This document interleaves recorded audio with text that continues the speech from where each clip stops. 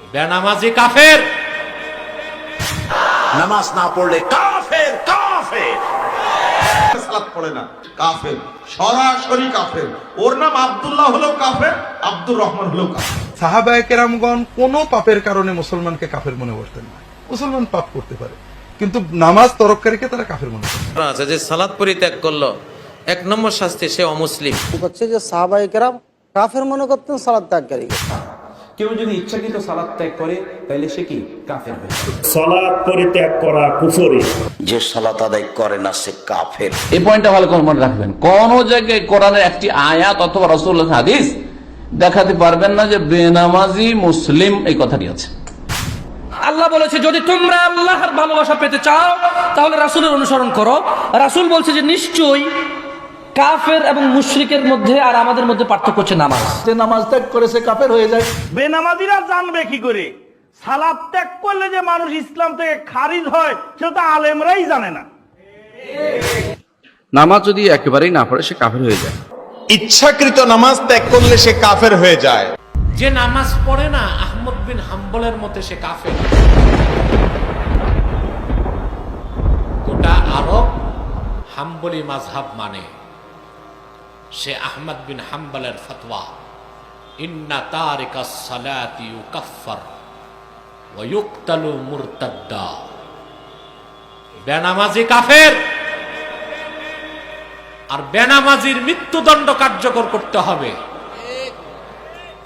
মুরতাদ হিসেবে বেনামাজিকে হত্যার পর আহমদ বিন হাম্বলের মতে তার জানাজা নাই, গোসল নাই, দাফন নাই। এটা কার ফতোয়া? মাযহাব কয়টা? 3টার মতে বেনামাজির শাস্তি কি? জোরে বলতে হবে। রইল কোনটা? রইল কোনটা? শ্রেষ্ঠ মাযহাব হানাফি মাযহাব। ইমাম আযম আবু হানিফা বলেন ইন্না তারিকাস সালাতি লা ইউকাফফার ওয়া লা ইউকতাল ওয়ালাকিন ইউহবাসু ওয়া ইউদরাবু হাত্তা ইউসাল্লিয়া।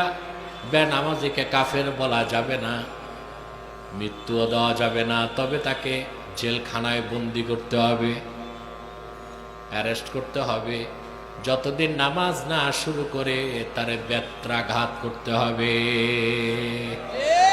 তাতেই বোঝা যায় হানাফি মাযহাব বিশুদ্ধ মাযহাব, ইমাম আযম শ্রেষ্ঠ ইমাম। তো সাহাবায়ে কেরামদের মধ্যে কোনো ইখতিলাফ, দুটি মত ছিল না। তা হচ্ছে বেনামাজির মাসলা। যারা নামাজ স্বীকার করে যে ভাই পড়বো, হুজুর দোয়া করেন, হুজুর একটু দোয়া করেন, নামাজটা পড়তে পারি না, শুধু মানছে নামাজ কিন্তু অবহেলা, গাফিলতি, পড়বো, পড়ছি, এখন বয়স আছে, সময় আছে। মুসলিম না কাফের ইখতিলাফ আছে, দুটো মত আছে, কিন্তু সাহাবায়ে কেরামদের যুগে ইখতিলাফ ছিল না। 110 হিজরি পর্যন্ত কোনো দ্বিমত ছিল না। সাহাবায়ে কেরামদের যুগ 110 হিজরিতে শেষ হচ্ছে, পরে ইখতিলাফ শুরু হয়েছে। আর যদি ইখতিলাফ করে উম্মতে যে কোনো ক্ষেত্রে, বিশেষ করে দিনের ক্ষেত্রে, আর দিন হচ্ছে সমস্ত ক্ষেত্রকে সামিল, সুতরাং সব ক্ষেত্রেই ফরুদ্দু ইলাল্লাহ ওয়া রাসূল, কোন দিকে ফিরাতে হবে? আর ফিরতে হবে আল্লাহ এবং রাসূলের দিকে ফিরে যেতে হবে, অর্থাৎ কোরআন এবং হাদিসের কাছে ফয়সালা চেয়ে নিতে হবে। বেনামাজি মুসলিম না মুসলিম নয়, আমরা দুই দল, দুই দিকে হলে এক দল বলছে যে মুসলিম, কি করে বলেন যে কাফের, মেলা ভালো কাজ করে, আর এক দল বলছে যে না না না না, বেনামাজি কি করে মুসলিম হইতে পারে, কারণ রাসূলুল্লাহ সাল্লাল্লাহু আলাইহি ওয়াসাল্লাম কাফের বলেছেন। হ্যাঁ, সাহাবায়ে কেরামদের ঐক্যমত ছিল যে তারা কাফের। এখন আমাদের বিবাদ মিটাবে কে?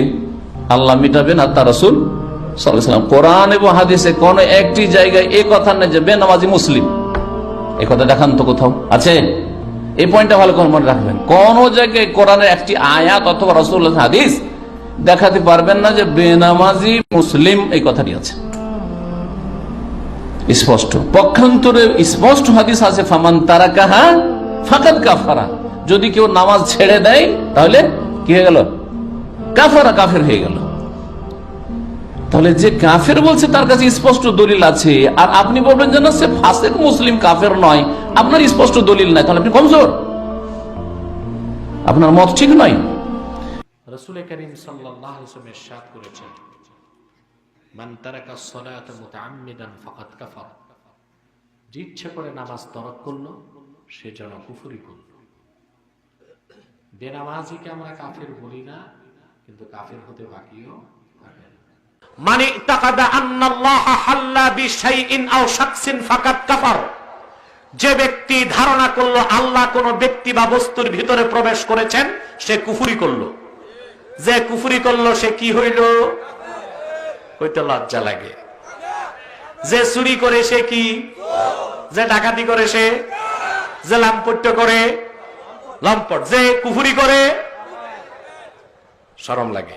স্বামী স্ত্রীর মধ্যে যদি কেউ পুরো কাফের হয়, সালাত আদায় করে না, তাহলে কি তারা স্বামী স্ত্রীর মতো মেলামেশা করতে পারবে?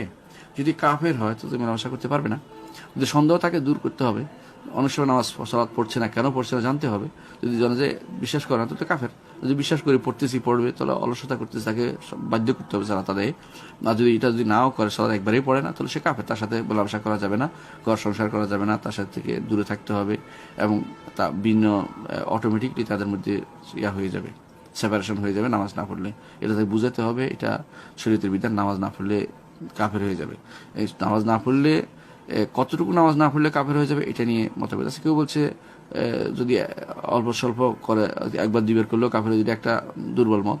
বিশুদ্ধ মতে যদি নামাজ না পড়া তার হ্যাবিটে পরিণত, অভ্যাসে পরিণত হয়ে যায়, তখন সে কাফের হয়ে যাবে। অর্থাৎ যারা জানেন যে নামাজ পড়ে না বা জুমা পড়ে মাঝে সপ্তাহে একবার, তাহলে সে নামাজ পড়ে না। জুমা পড়লে নামাজ পড়া ধরা হয় না। অথবা ঈদে নামাজ পড়ছে, ঈদেও নামাজ পড়া ধরা হয় না।